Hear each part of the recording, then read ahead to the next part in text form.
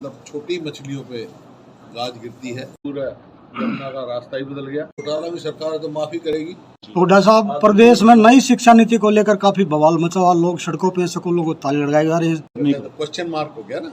हुड्डा साहब, जिस तरह स्कूल बंद हो जा रहे हैं, एक गांव से दूसरे गांव में बच्चे जब प्राथमिक शिक्षा ग्रहण नहीं कर सकते, दूसरे गांव में जाना पड़ेगा। इसका ये काफी जब हमारी शिक्षा है बुनियादी स्तर पे कमजोर होगी, तो आप क्या विधानसभा में या अपने स्तर पे क्या निर्णय लेंगे?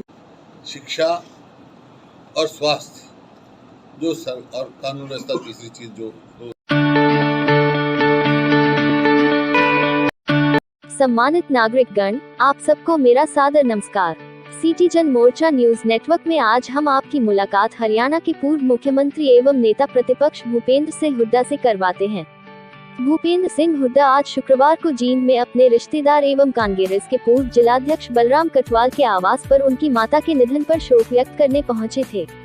बलराम कटवाल की माता रजनी देवी का गत वीरवार को देहांत हो गया था। परिजनों को सांत्वना देने के बाद पूर्व मुख्यमंत्री भूपेंद्र सिंह हुड्डा ने पीडब्ल्यूडी रेस्ट हाउस में मीडिया से बातचीत करते हुए हर सवाल का बड़ी शालीनता के साथ जवाब देते हुए प्रदेश की भाजपा जजपा सरकार पर किस प्रकार के सियासी हमले किए, आदमपुर के प्रस्तावित उपचुनाव, पार्टी संगठन से संबंधित व जनता से जुड़े अहम मुद्दों पर क्या प्रतिक्रिया दी और प्रदेश में कांग्रेस की सरकार बनने पर एक क्या विशेष काम किया जाएगा।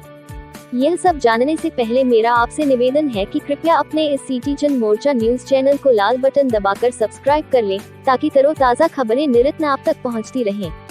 चलिए अब सीधा विषय पर आते हैं।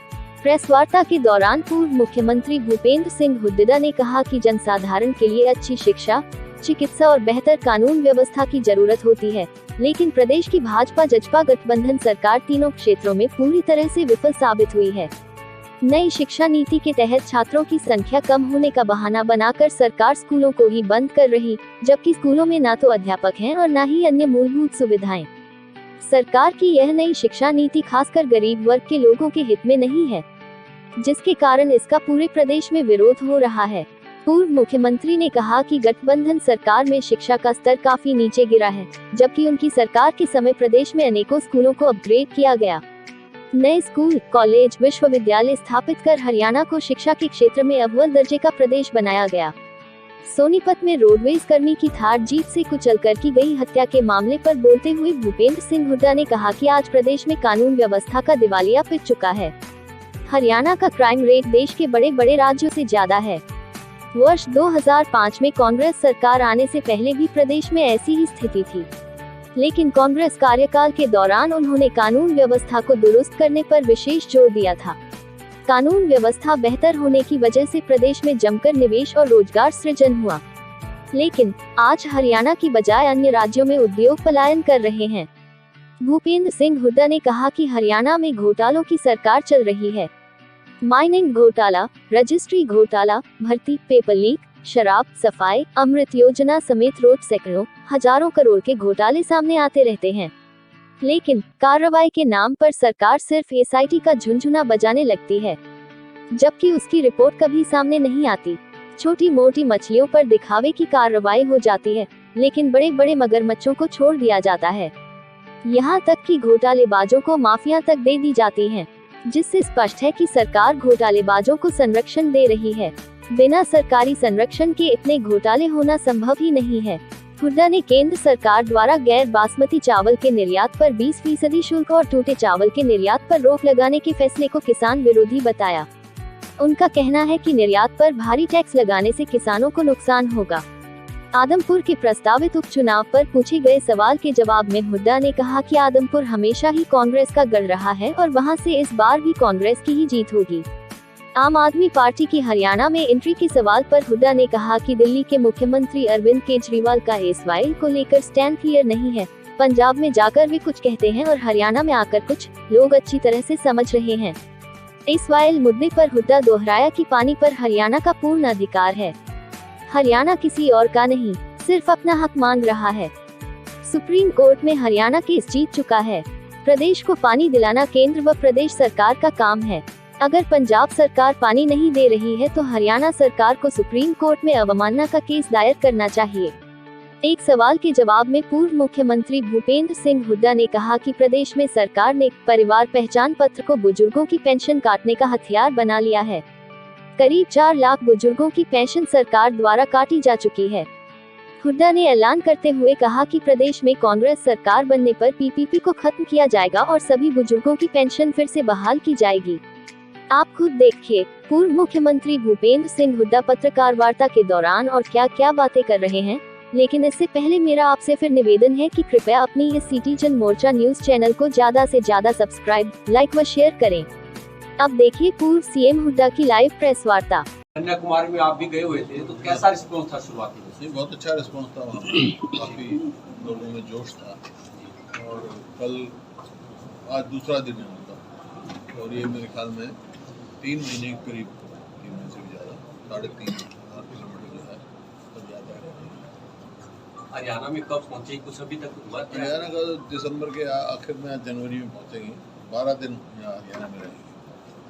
मतलब पंचगांव से एंट्री करेंगे, नूह और फिर पलवल, और फिर वहाँ से बुलंदशहर जाएंगे, वहाँ से फिर आके दिल्ली, दिल्ली से फिर अम्बाला। तो सब प्रदेश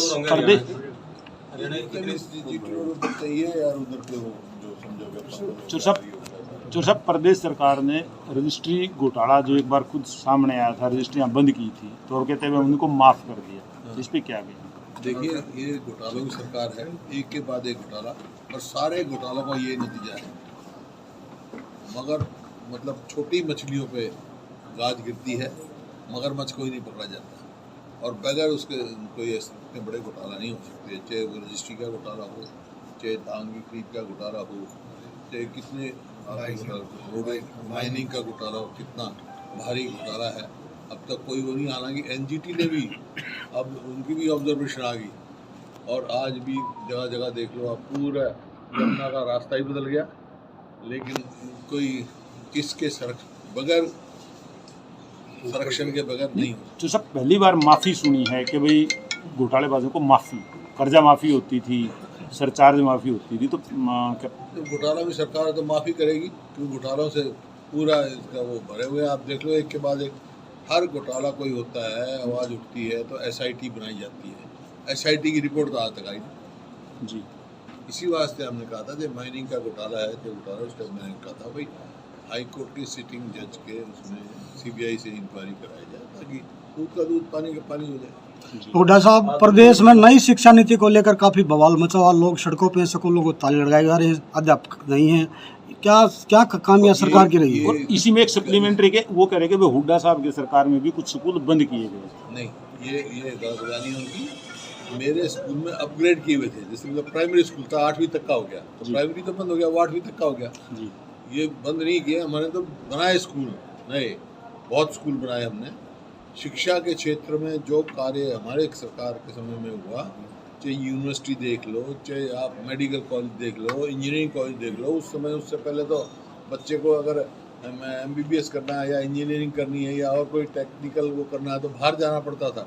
अरे ये जो होता ना फिजिकल ट्रेनिंग के लिए, वो भी अमरावती जाते थे। तो आज कोई वो नहीं है, आज खाली सीटें हैं, मतलब काउंसलिंग के बाद भी खाली सीटें रहते हैं। इतने मेडिकल कॉलेज हैं हमारे, इतने इंजीनियरिंग कॉलेज हैं, इतनी यूनिवर्सिटी, एक से एक बढ़िया यूनिवर्सिटी है। चाहे राजीव गांधी एजुकेशन सिटी में लगाओ, आप देखो कहीं से लगा लो, शुरू कर लो। क्या क्या हमारे समय में आया।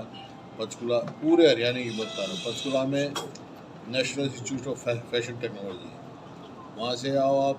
यमुनानगर में, कुरुक्षेत्र में देश का दूसरा national institute of design, Ahmedabad में है, दूसरा वहाँ कुरुक्षेत्र में बन रहा है।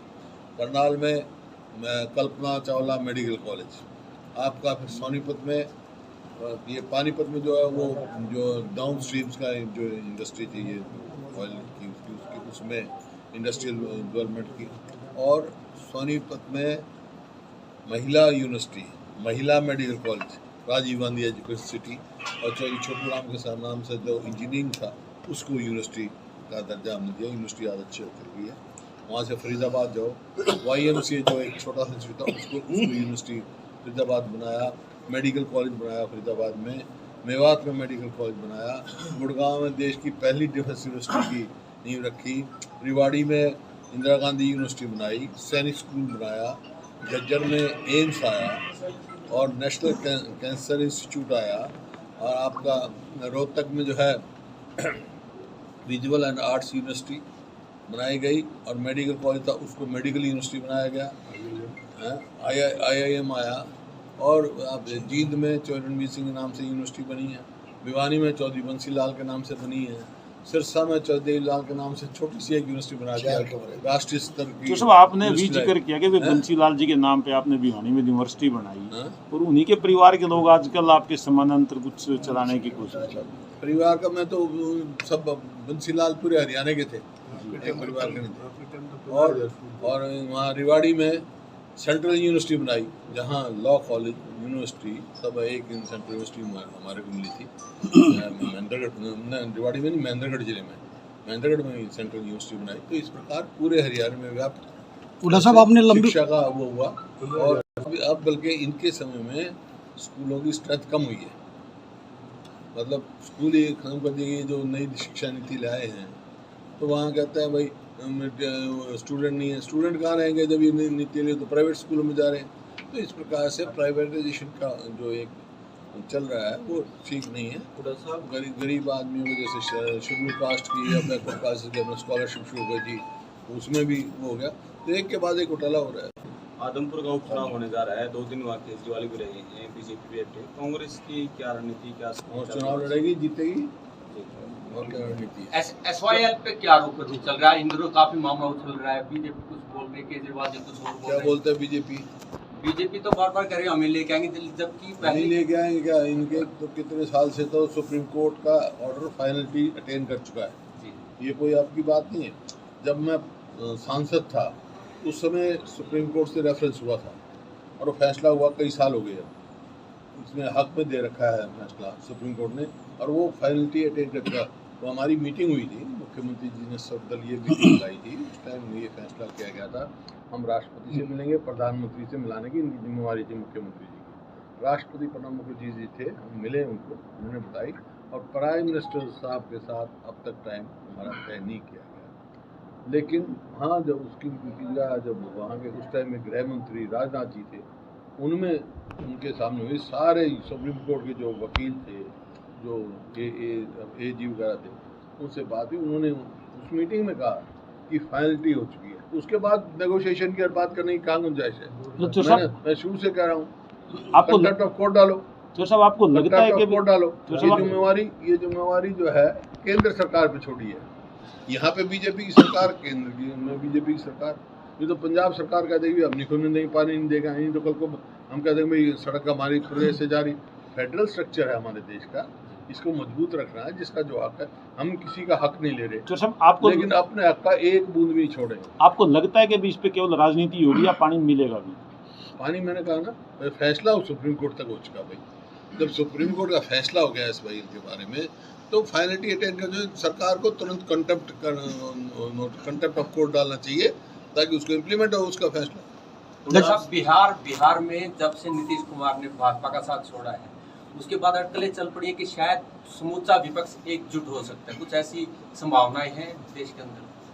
देखो, कल क्या होता है किसी को मालूम नहीं होता। राजनीति ऐसी चीज़ है, राजनीति में एक इवेंट जो है सारे कम्प्लेक्शन बदल देता है। किस टाइम क्या होता है भविष्य में को भविष्यवाणी नहीं करता हूँ, लेकिन राजनीति है। हमारा तो आज विपक्ष का रोल है, हम विपक्ष कर रहे हैं, और कांग्रेस के क्या स्टैंड होगा वो तो पार्टी फैसला करेगी। तो सब केजरीवाल को कितनी बड़ी चुनौती मानते हैं? जैसे उन्होंने हिसार में भी आगे रैली वैली शुरू की है, तो कितनी बड़ी चुनौती आप मानते हैं? देखिए, चुनौती की बात नहीं है। केजरीवाल जी दिल्ली के मुख्यमंत्री हैं, पंजाब में उनकी सरकार बनी, और कल आदमपुर गए थे।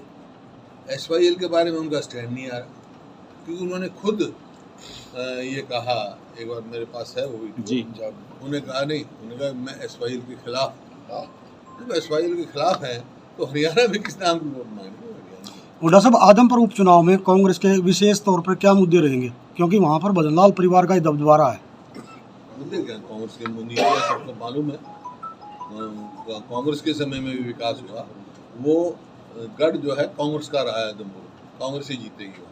बाकी ये है कि आज हरियाणा में धान की मंडियां भर गई हैं और ख़रीद करेंगे 1 अक्टूबर से ही। मैं समझता हूँ 20 तारीख से इनको खरीद शुरू करनी चाहिए।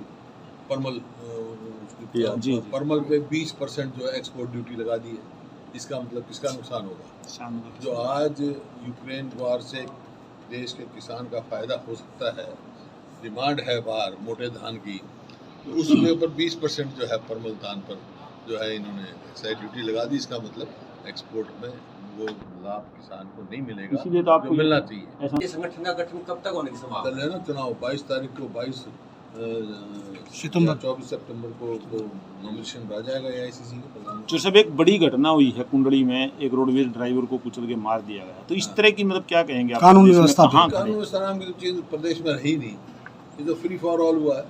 अब तो एक इंसिडेंट से कितने ही इंसिडेंट्स हुए हैं, आप देखो रोज। आज जो क्राइम रेट है हरियाणा में बहुत तेज़ी से बढ़ रहा है, और इसी वजह से जो है आपका जो शिक्षा नीति लगा लो, कुछ लगा लो, स्कूल बंद कर रहे हैं, तो नशा भी बढ़ रहा है। और नशा रोकना चाहिए सरकार को, और क्राइम रेट, कानून व्यवस्था के ऊपर कोई भी प्रदेश जब तक कानून व्यवस्था नहीं होगा। आज क्या है वहाँ, हमारे 2005 से पहले भी यहाँ प्रदेश की ऐसी स्थिति थी, कानून व्यवस्था नाम की चीज़ नहीं थी, तो इन्वेस्टमेंट नहीं आ रही थी। 2005 के बाद जब हमारी सरकार आई, कानून व्यवस्था सुधरी, तो लोगों का रुख गुड़गांव की तरफ हुआ, और 2014 तक ये स्थिति थी, प्रति व्यक्ति निवेश में हरियाणा नंबर 1 था। नोएडा इतनी इन्वेस्टमेंट नहीं जा रही थी जितनी गुड़गांव में या मानेसर में आ रही थी। अब आप देखो नोएडा में ज़्यादा जा रहे हैं, गुड़गांव में कम, क्योंकि यहाँ की कानून व्यवस्था लच्चर हो चुकी है। चौधरी साहब, इन पेंशन कटने के बड़े मामले आ रहे हैं, यहाँ तक जो बुजुर्ग जिंदा है उनकी भी पेंशन कटी हुई है, तो क्या कुछ 4 लाख से ज़्यादा पेंशन कार्ड, और ये जो पहचान पत्र है उसके उस पे, ये सिर्फ पेंशन काटू प्रोग्राम है। हमारी सरकार आएगी तो पहचान पत्र नाम की कोई चीज़ नहीं होगी, ये तो वॉलंटरी है, सेल्फ डिक्लेरेशन पे पेंशन मिलेगी। बुढ़ा साहब, शिक्षा से जुड़ एक लड़का नौकरी, पहचान पत्र में एक लड़का नौकरी करता है तो माँ बाप की पेंशन काट देते। अब लड़का माँ बाप की सेवा करता है तो क्वेश्चन मार्क हो गया ना, तो ये पहचान पत्र का नतीजा है। तो ये पहचान पत्र जो है सिर्फ पेंशन काटने का एक प्रोग्राम है। बुढ़ा साहब, जिस तरह स्कूल बंद हो जा रहे हैं, एक गांव से दूसरे गांव में बच्चे जब प्राथमिक शिक्षा ग्रहण नहीं कर सकते, दूसरे गांव में जाना पड़ेगा, इसका ये काफ़ी जो जब हमारी शिक्षा है बुनियादी स्तर पे कमज़ोर होगी, तो आप क्या विधानसभा में या अपने स्तर पे क्या निर्णय लेंगे? मैं विधानसभा में उठाया था, तो उठाएंगे हम। भाई शिक्षा, देखिए 2 चीज़ ऐसी हैं, शिक्षा और स्वास्थ्य, जो और कानून व्यवस्था तीसरी चीज़ जो एडमिनिस्ट्रेशन काम हो गया, वो ज़रूरी चीज़ें हैं। लेकिन आज क्या है, आप आज स्कूलों में जाओ तो मास्टर नहीं, अस्पतालों में जाओ तो डॉक्टर नहीं, हो गया काम। ठीक है जी। Thank you.